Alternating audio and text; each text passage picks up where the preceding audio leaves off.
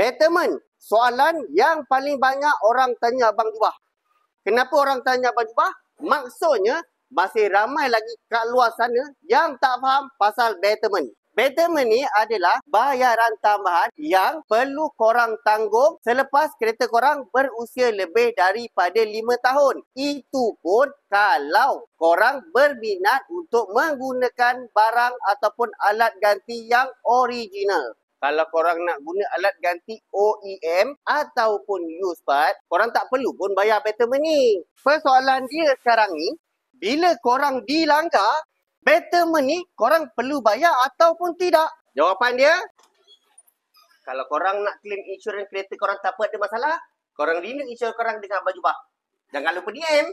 Korang wajib kena bayar. Tak kisahlah sama ada korang melanggar ataupun korang dilanggar. Video ni tak habis lagi sebab Abang Jubah tahu mesti korang tengah geram. Kalau korang nak Abang Jubah sambung video ni, komen part 2. Yang tak tahu dan tak ada workshop nak hantar kereta korang untuk buat claim insurans ataupun cash repair ataupun cat kereta, korang boleh datang ke bengkel Abang Jubah, pakar tuntutan insurans kemalangan anda. Kita jumpakan next video. Assalamualaikum.